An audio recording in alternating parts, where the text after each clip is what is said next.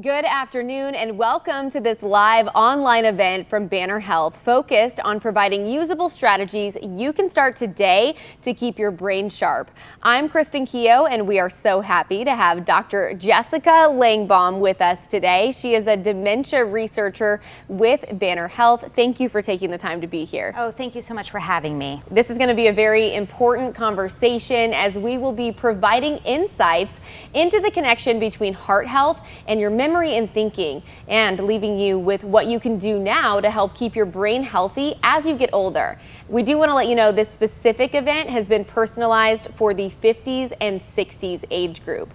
Now, before we get started, I want to encourage the audience to take part in Banner Health's Heart Age Test. That link is pinned at the top of the chat, and we'll be referencing this test a few times throughout today's event.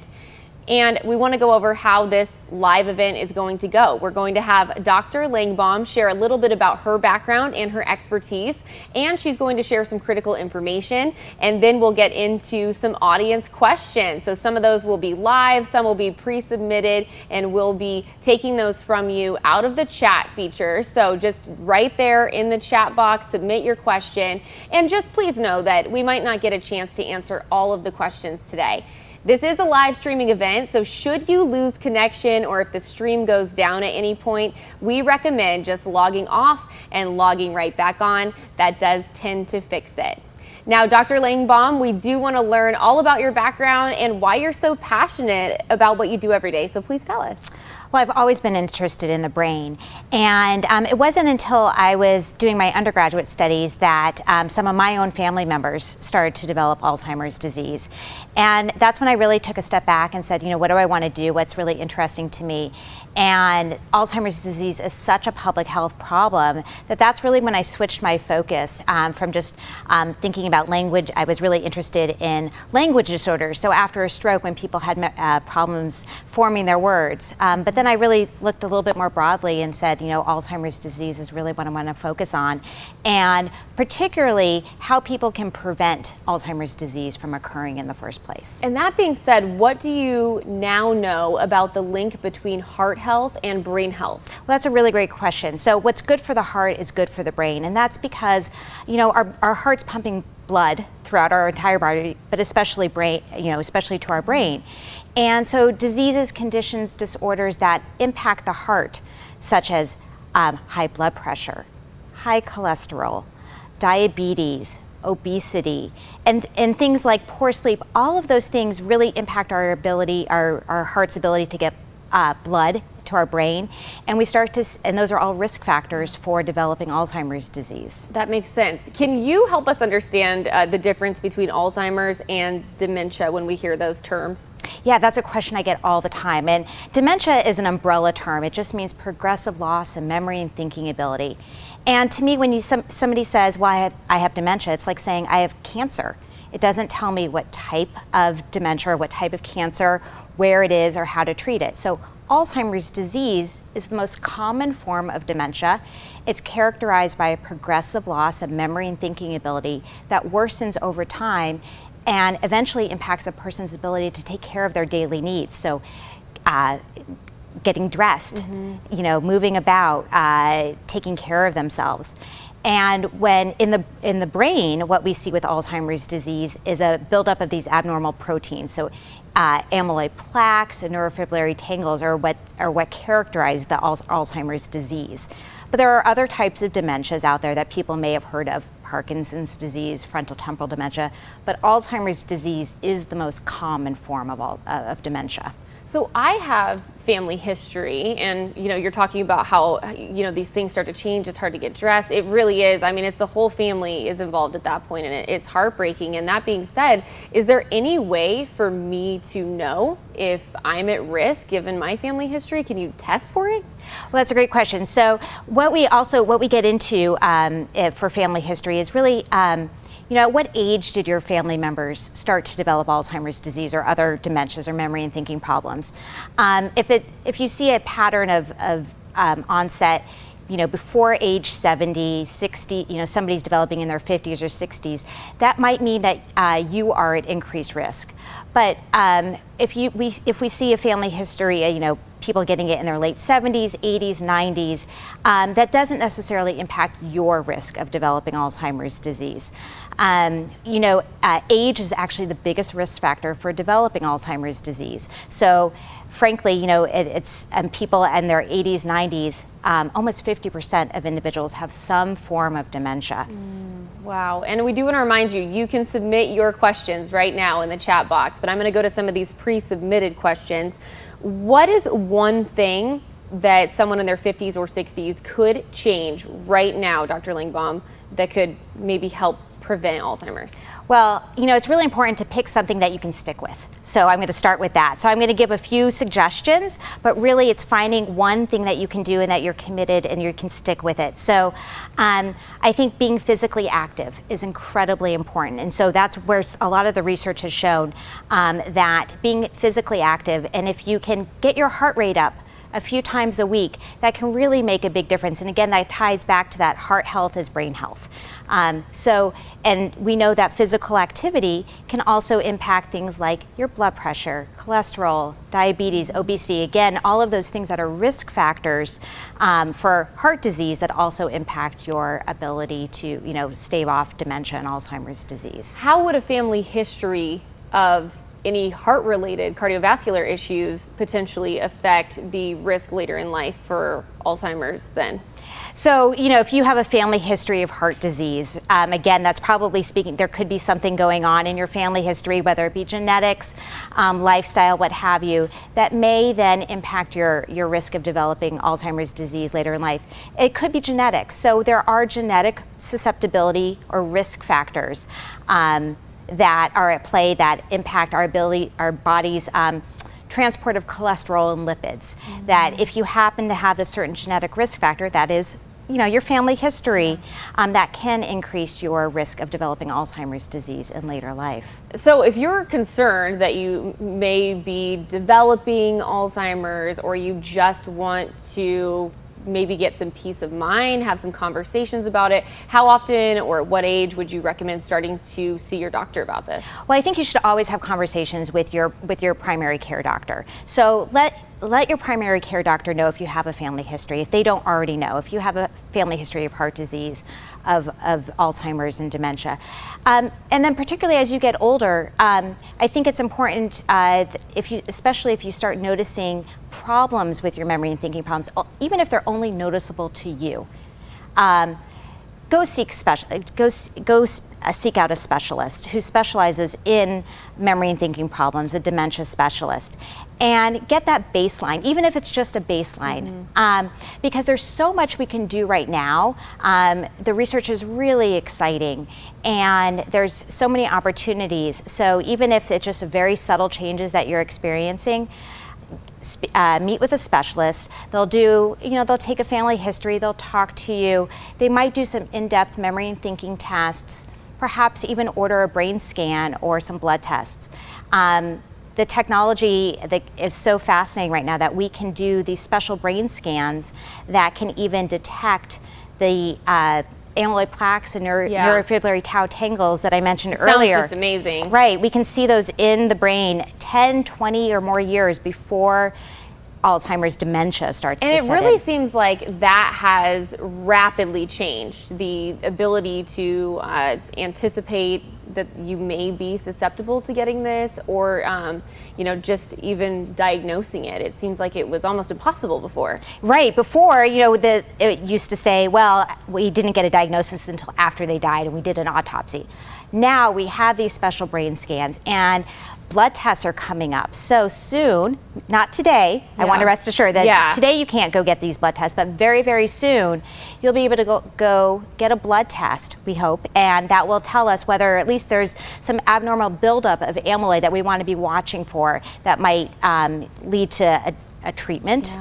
Or a clinical trial or research opportunity that somebody can get involved with. Yeah, that's really exciting to think that there could be some solutions and ways to diagnose on the rise that could be so simple. We do have a question from the chat I want to get to.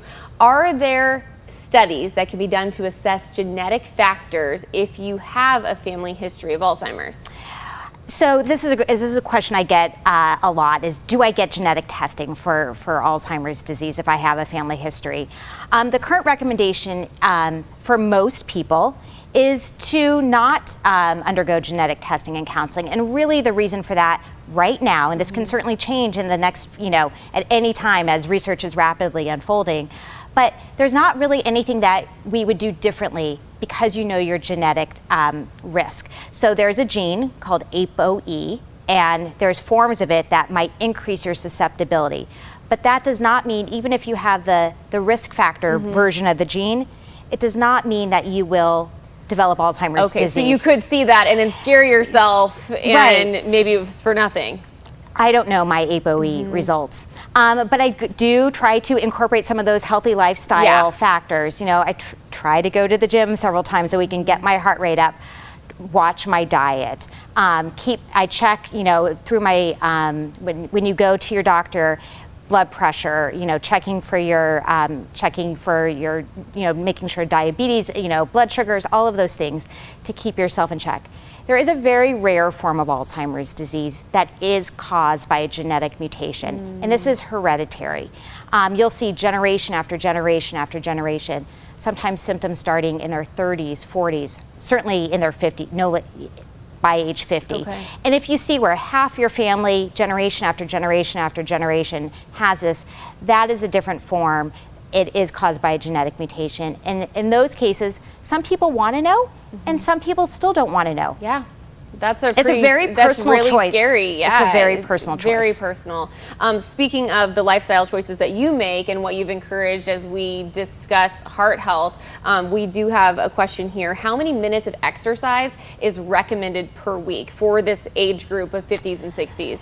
That's a great question, and I can't give an exact number. It kind of depends on the person. Yeah, and so usually it's like at least 3 to 4 times a week. But again, for some people who live a very sedentary lifestyle, just getting up and walking a few days a week could change your life. Could change your life, and just starting small. Don't feel like you have to start with a marathon. I think the recommendation is around 120 minutes of aerobic exercise, but again, even things like stretching, walking, starting small and committing to it, those are lifestyle behavior changes that for many are very hard to do. So find something that motivates you, that you enjoy. Maybe doing it with friends. That social engagement is also really important. Absolutely. And it helps keep you accountable. Yeah. Okay, we have another question here. When you're talking about a specialist, are you referring to a neurologist? That's a great question. So there are neurologists, and there are also geriatric psychiatrists who deal with memory and thinking disorders, or problems, I should say. And so, there's some great resources. Banner Alzheimer's Institute, where I work, has great resources. But if you don't live near a major academic medical center, you can go online to the Alzheimer's Association, to the National Institute on Aging, and search for Alzheimer's disease clinics near you. And we do want to remind you to take that heart age test. It is pinned at the top of the chat. And one of the things that could happen, though, as you get your feedback, as you get your results on that test, you could find out that your heart age is older, right? So can you explain what that means if you get that result, and what is something that you may want to do when you find out that information? I took that heart age test before I came because I was really interested in seeing what it would show for my numbers, right? And so it asks you about your lifestyle, your exercise habits. Do you know your cholesterol? How often do you see a doctor? And so it comes up with a really personalized number, and it might show that your heart age is older or younger than your actual chronological age. And so then there are things that you can do to help correct or bring down that heart age if it's older. So again, things like exercise, seeing your doctor on annually. So if you have high blood pressure, making sure you're taking medications or implementing lifestyle changes that can bring down your blood pressure. If you have high cholesterol, if you're overweight, if you have diabetes. Again, all of those things make our heart older than than our age. Yeah, some of us are hearing things we don't want to hear, that we need to work out more. But I got my workout in today, so I did too. I feel pretty good about having this conversation. Keep those questions coming. If you have anything on your mind, there's no silly question. Dr. Langbaum is the best resource on this topic. So please, if you have any questions, put them in the chat. If someone is in their 50s, Dr. Langbaum, and they don't have a family history of Alzheimer's, but they still want to help with prevention, they want to help with research, and really help you do your job and help people in the future, what can they do? Oh, I love that question. Thank you so much. There are so many things that people can do to help us. I mean, I think we're all impacted by Alzheimer's disease, right? Whether you have a family history or not, you probably know somebody who has it. And so there's research studies out there. I think there's a research study for everybody, but are looking for people in their 50s and 60s with and without a family history to help us unravel and understand some of the causes behind Alzheimer's disease and looking to prevent it. So I lead a program that's called the Alzheimer's Prevention Registry, and it's a simple website that people can go to at endalznow.org. endalznow.org. Right? And you go in and you put in your name and your email address and your year of birth and a few other questions, and then it helps connect you to research studies taking place in your community. There's no obligation to actually participate in those studies, but it also gives credible news and information via email to you. But it's going to help us. Studies are out there, and it's so hard for us to find all the people to participate in them. But it's going to help us really uncover all the things that we need to know about what causes Alzheimer's disease, why do some people get it and some people don't, and what can we do to prevent it. And there's some really great clinical trials out there even on prevention. So medications, we're testing medications. Can we prevent Alzheimer's disease with certain medications, maybe with some lifestyle interventions? There's even a dance study right now. Like, I love that. You know, how fun. So there's different things, and I think, find something that works for you, but it would be so helpful to have people volunteer while they're healthy for research studies. Okay, so again, that was endalznow.org. Yes. Okay, perfect. So you can sign up there and get more information. Here's another question for you coming in from the chat, Dr. Langbaum. In addition to physical changes, are there mental aspects? Mental health is so important too. Can that have an impact? What can we do? Yeah, actually there's some really interesting research out there about mental health in general and how our outlook on life really and our mental well-being can impact our brain health. So we know that a positive mental health and things like depression, anxiety, all of those things can set us off balance and impact our memory and thinking ability. And then we know that things that we can do for our brain, cognitively stimulating activities. So whether that be things that challenge your brain, whether that be Sudoku, crossword puzzles, brain games, what have you, those may, I say with caution, may help us delay the onset. I always wondered if that was a myth or not, because I had a college professor who taught Spanish, and she said, I know 6 languages, I'll never get Alzheimer's because I'll just keep learning a new language. And so I wondered if that was a myth or not. So it's interesting to hear you talk about those different things you can do to stimulate your mind. Yeah, so there's a concept that we call cognitive reserve. So really this just means like perhaps with, our brain is still developing, there's that pathology buildup that's happening. But because we've built up this reserve either through learning a bunch of languages, education, all of these things, perhaps our brain can stave off, like it will be, if we might be able to, how should I say, elongate the process, right, maybe. Thank you. Just hold it off as long as possible. A little bit. You keep using your mind and keeping it sharp. Wow, correct. That's so interesting, and I'm sure there'll be more research and more information on that as you and your colleagues continue your work. Okay, here's another question. Besides watching cholesterol, is there a particular diet that helps? So, people will talk about going vegan or maybe like the Mediterranean diet. Yeah. Do you think that makes any difference? So there are some diets out there, the MIND diet and Mediterranean diet. Basically, what I say is that it should be a balanced nutritional diet. So it doesn't mean that you have to cut out all red meat or go vegan. But it's really, again, that nice balance. So, but high processed foods, fast foods on a regular basis are bad for the heart and bad for the brain. So everything in moderation. Okay, in moderation. Doesn't mean you can never have it again, which I need to remind myself. It's just the portions. I like the 80-20 rule for myself. This is a question that I love because I think sometimes we get overwhelmed in life and we're like, oh my gosh, am I gonna get Alzheimer's because I'm forgetting things here and there? This question asker says, I have been very forgetful since I was young. Does that mean I'm gonna end up with Alzheimer's like my mom? Oh, thank you for that question. So some people are just like that, right? This is somebody who's been forgetful for their entire life. Perhaps that's just how their brain works. If you notice that it's getting progressively worse and over time, and it's not just because you're stressed and you're juggling too many different things. There's so many times where I'm multitasking too much. You're a mom. You have mom brain sometimes. Oh my goodness, yes, right? I'm multitasking. I'm trying to, and especially as you're getting older, right? You're multitasking. You're perhaps still working, and you have too much on your mind, so you need to slow down.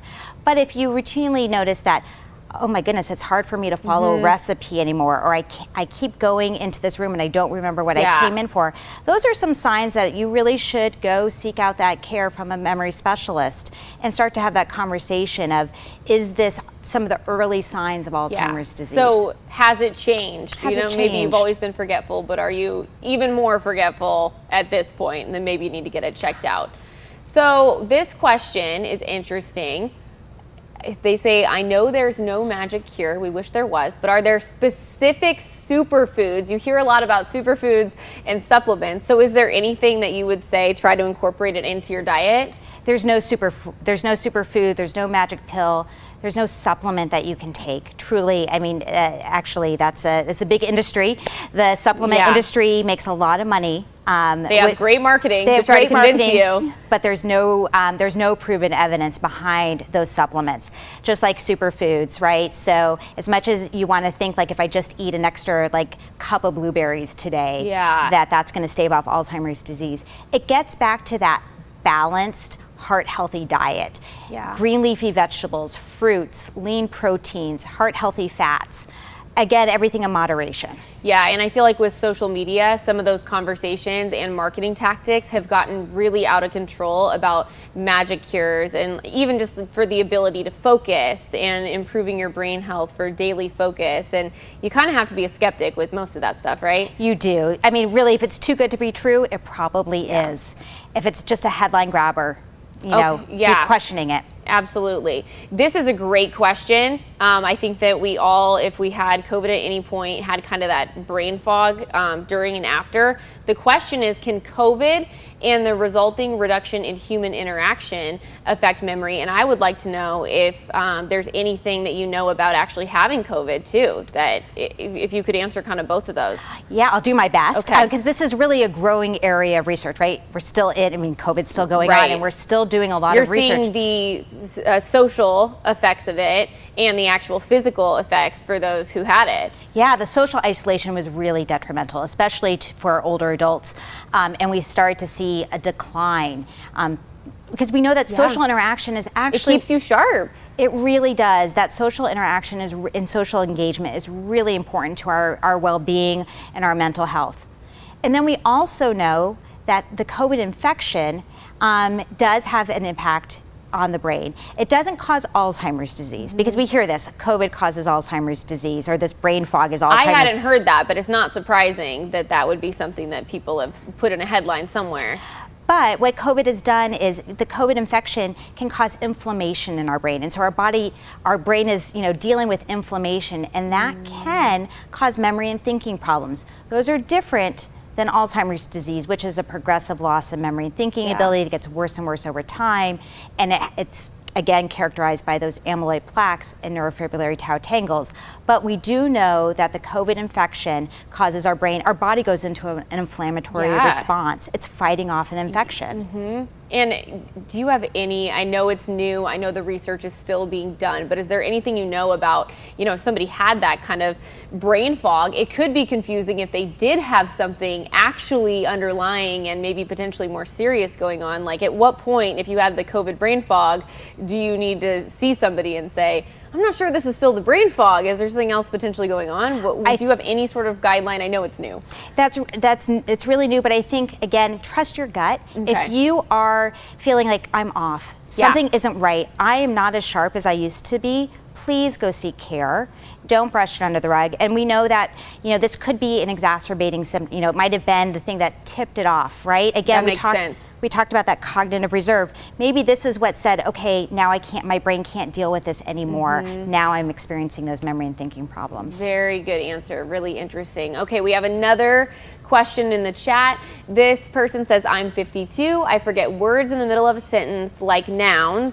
I've heard that can be a symptom of menopause, but I'm worried it's an early sign of Alzheimer's. Both my dad and grandmother have it. Wow, and you know what? I like the link here between menopause symptoms too, because that could be really confusing if you're at that phase in life trying to figure out what is associated with menopause and what could be something that you need to get checked out. That's a really great question, because there is some research that menopause, particularly that change in our hormonal levels of estrogen and whatnot, can impact memory and thinking problems. And women are at greater risk for developing Alzheimer's disease. And exactly why, we're not quite sure. We used to say, well, it's because women live longer than men. But there's probably something more to it, and it could be some of our hormonal changes. And this person has a family history of Alzheimer's disease. So again, if you're having word finding trouble, that is, it can be. Again, I don't want to scare this person. It can be an early sign. So go seek out care from a memory specialist. At least get an evaluation, even if it's just a baseline level and everything is okay. Then if it gets worse, you've got that baseline, you can go back. And this kind of goes back to the other question from the person who was forgetful their whole life, and you talking about how, is it worse now than it used to be? Would you say the same in that situation? Like, is there something where if you're starting to forget words more, or like something significant like people's names, are there any kind of cues there? I think, again, some of it you notice yourself, and if your friends and family saying you're a little bit more forgetful.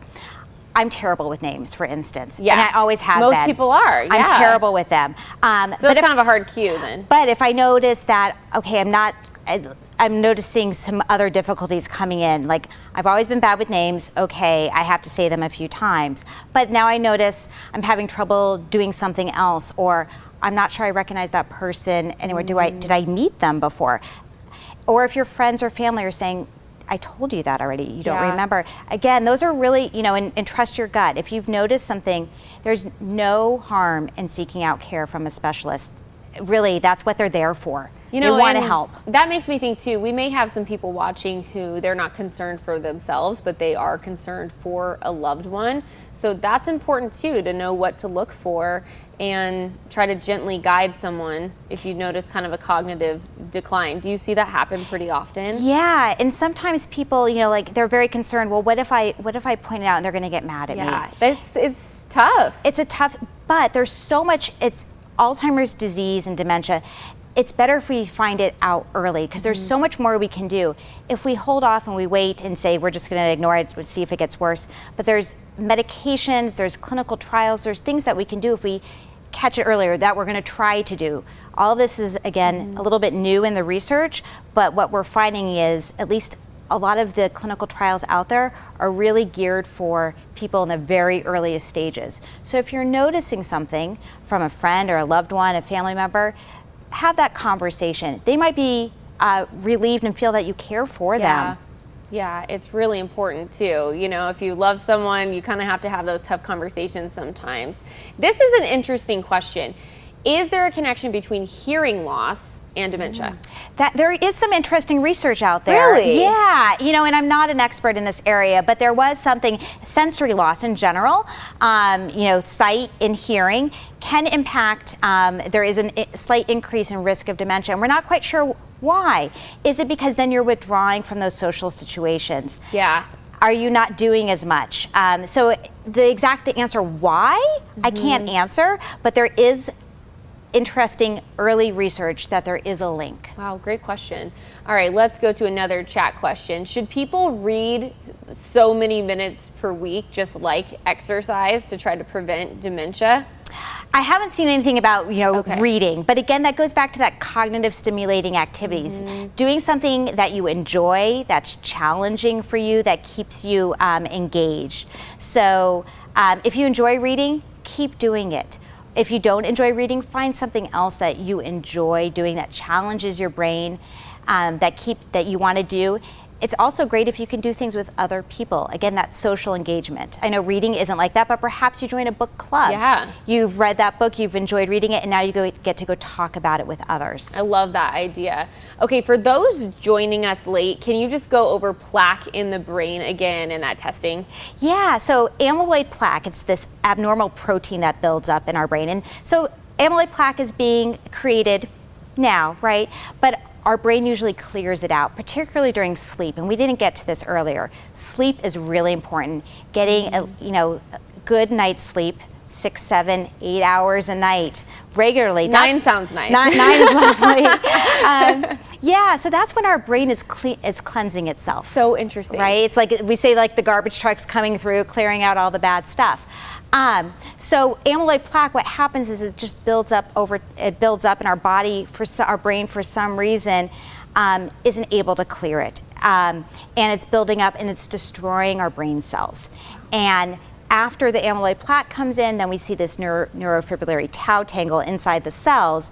And together, those two pieces, the plaque and the tangle, are what we think causes Alzheimer's disease, the dementia. And there are brain scans that we can do now, special types of PET scans that can detect the amyloid plaque buildup.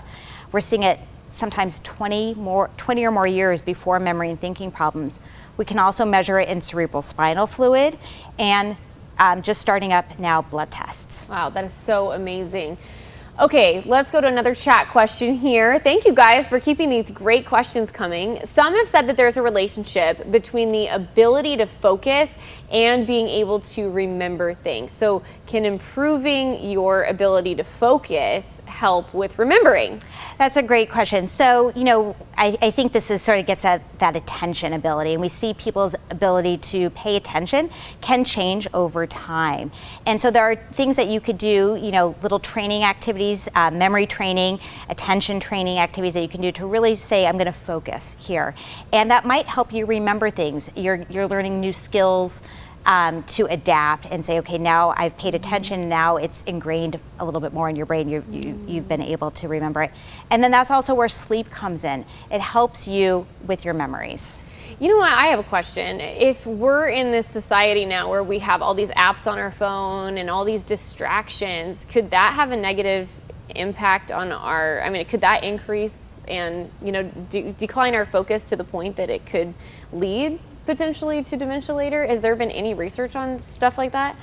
Not that I know of. I don't think we've had research yet, but again, this is so new, right? Yeah. And so I don't know that all of those technology tools are going to necessarily cause Alzheimer's disease, because that's, again, these... But our lack of focus is what my question, really is, because I'm in my 30s, so we're all over the apps all the time, and it just really does make you wonder what the long-term effects of hopping around from all these different distractions could be. Oh, exactly. And it's getting at the question earlier about COVID, right? These are some things now that we don't know the long-term impact from, what's going to pop up 10, 20, 30 years. Which is why the research is so important. So again, if you missed it and you would like to be a part of Dr. Langbaum's research, you can go to endalznow.org. I just want to mention that again. Okay, we do have more questions coming in now. So here's one from the chat. Do you need referrals in order to qualify for these early tests or scans? That's a really good question, because so often we're like, oh, I want to get this checked out, but then it can get a little complicated. Yeah, some of these things aren't covered by insurance or Medicare. Yeah. So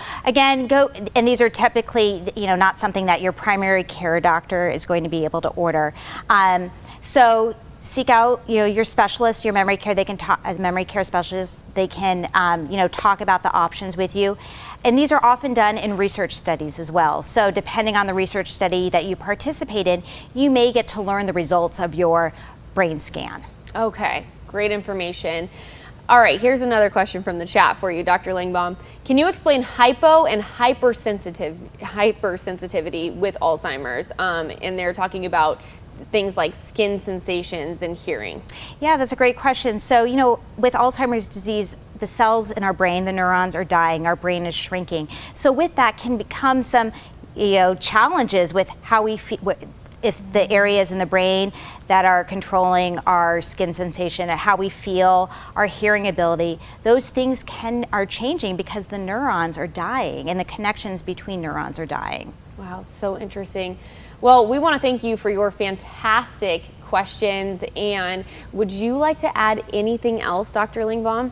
Oh, well, I've really enjoyed our conversation today, and the questions have been really great. I think if people are interested in learning more about Alzheimer's disease and what they might be able to do in their 50s and 60s, again, I'm going to encourage them to join our program at END, that's END, alznow.org. They'll get monthly newsletters with tips and again, based on scientific evidence, and then be connected with, be notified when there are research studies taking place that they may be interested in learning more about. And again, that's for those of you in your 50s and 60s, and even if you have no family history. Yes, we need people with and without a family history, because that's how we're going to learn what might stave off Alzheimer's disease, what are different risk factors, protective factors. There's really something that everybody could do. Well, thank you so much for the incredible work that you're doing and for taking the time to be here with us. And we do want to remind you to take part in the heart age test. Again, it is linked at the top of the chat. Again, thank you so much for your great questions. We'll see you soon.